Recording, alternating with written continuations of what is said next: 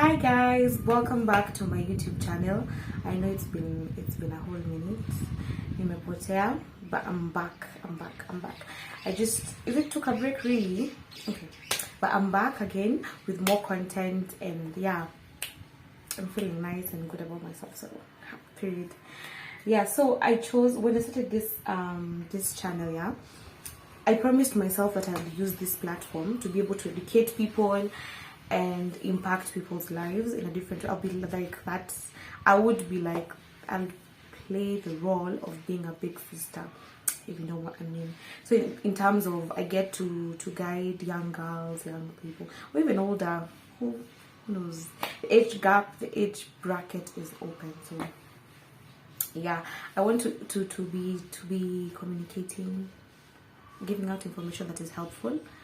So yeah, so today I felt like we would do something really different and talk about becoming emotionally intelligent. And yes, so what is becoming emotionally intelligent? Emotionally intelligent is the act of the ability to recognize, understand, and manage your emotions. Don't worry, I'll be reading my laptop over here, so yeah, written some notes down. So it is what recognizing, understanding, and managing your emotions. What really this means is reading a room. In short, just reading a room. It's like when you enter in a meeting. I like to use a lot of, what do you call them, scenarios or cases for like someone to understand better. So when you enter a room and you're going for a meeting and you realize you're a bit late or you're behind schedule, and you enter the room and all of a sudden you start laughing or making jokes, and you're late for the meeting, yeah. So when you start laughing and you start talking to your friend loudly, that is not reading a room. That is not reading the room. You're supposed to be humble, keep quiet, because already you know you've offended some of these people for getting there late. So that is what kind I mean. That is what I'm trying to mean, in short, yeah. So I'm going to share with you 5 tips of how I know you can be emotionally intelligent. But first, before you become emotionally intelligent, you're supposed to be very self-aware, because with self-awareness, that is when emotional intelligence starts growing in you and you start understanding it better.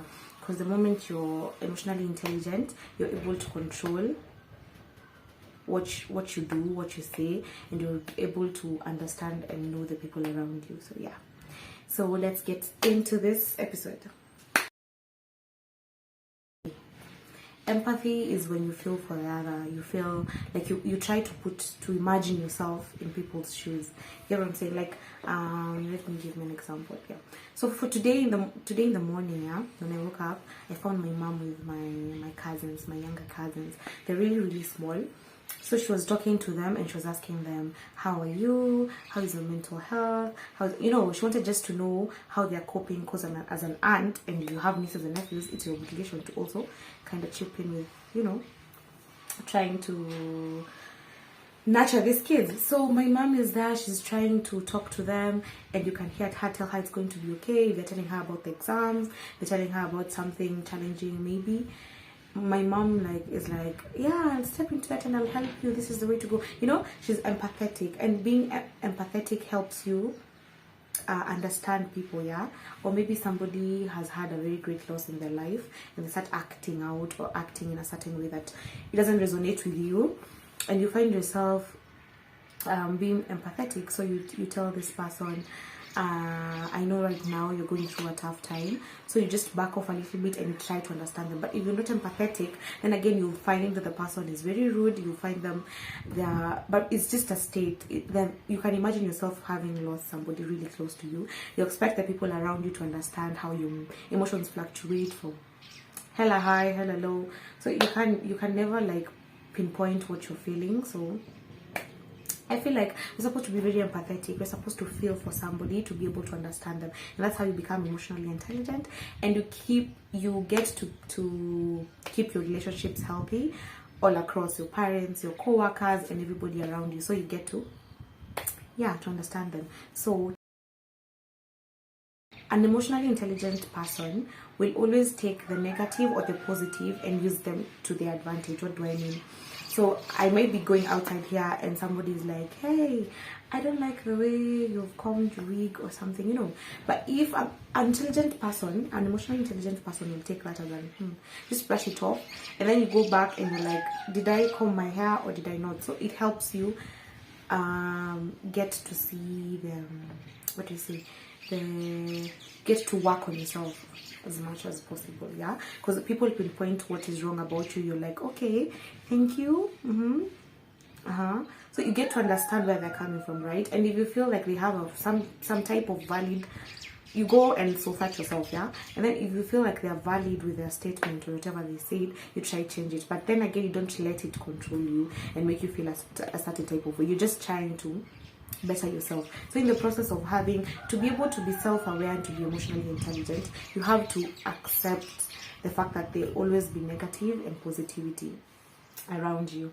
So yeah, so I think that is number 2. You learn how not to take offense, because there's so many things and there's so many people who are so opinionated, and sometimes they don't even say it while they're cautious. Do I say cautious? I don't know. Yeah, so they might say it, but not in the way you'd like them to say it. But then again, you don't take offense. You just, you know, brush it off, move on, because we're going to a new year. 2023 is around the corner, and we thank God for it.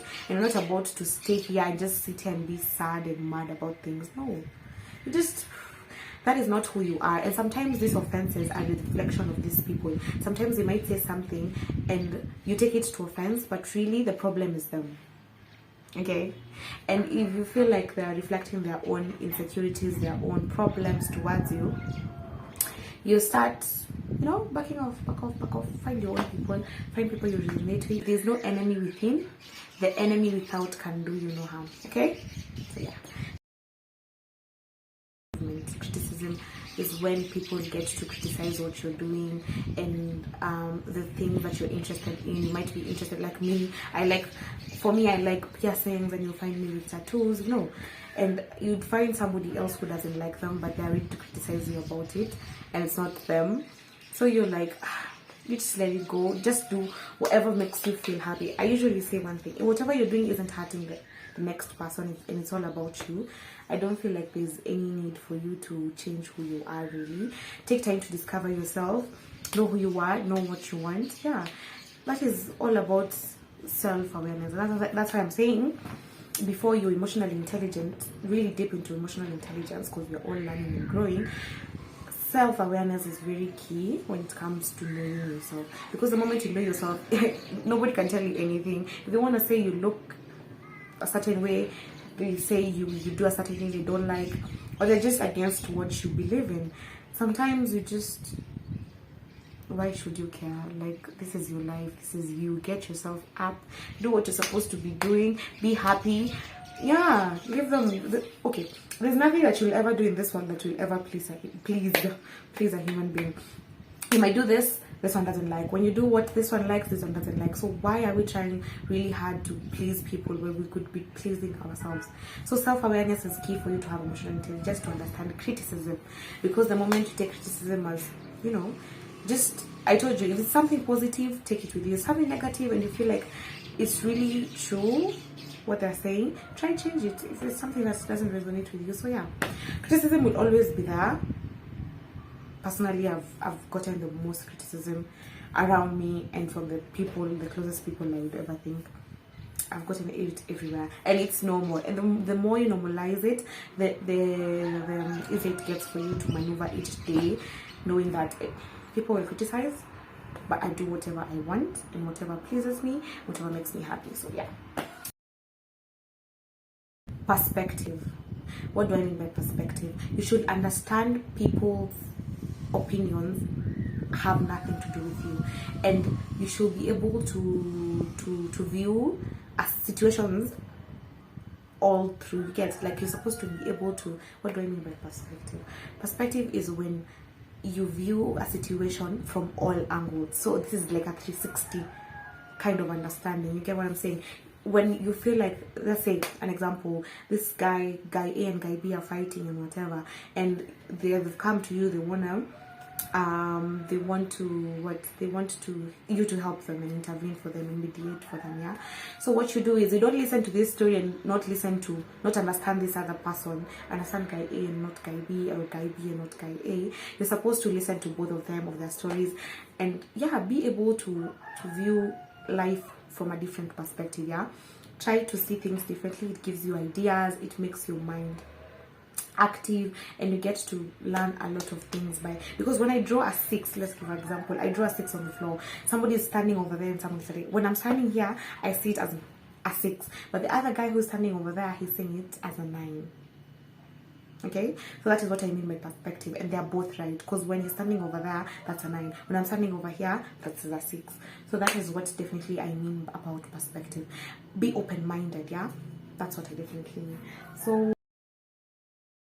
curiosity, you should be able to have a childlike sense of wonder. Okay, ask why, be inquisitive, ask questions, want to know why, because the moment you want to know more, the more you gain knowledge. Yeah, so you're like, you want to know more, don't act like you're all knowing. You get, let people talk to you and let you ask why they're like that, why they do certain things a certain way, so you'll be able to understand them more. In the moment that you capture people's way of life and you tend to understand them, yeah, and have a childlike sense of belonging or sense of inquisitivity, you get to ask a lot of questions and gain a lot of knowledge. So that's what I mean. So be childlike, want to know more, involve yourself in conversations, and you get to see people's reaction and you get to learn more. So yeah, so being emotional intelligent, if you know and master these 5 key things that I have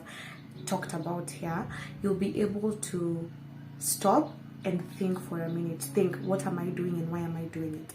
And the moment that you realize this might do this to this, or this might affect this situation in a negative way, then you tend to sit down and you should do your math, and you get to do what you're supposed to be doing, the right thing, the right time. Yeah, and you get to understand. This will save you your romantic relationships, your family relationships, your sibling relationship, your friendships. This will cut across every relationship in your life if you get to master these things. And I'm really trying also to do the same thing. That's why I want to be vulnerable with what I'm talking about here, so we could be able to help each other. So I hope you guys enjoy this video. If you like this content, please make sure you subscribe, make sure you comment,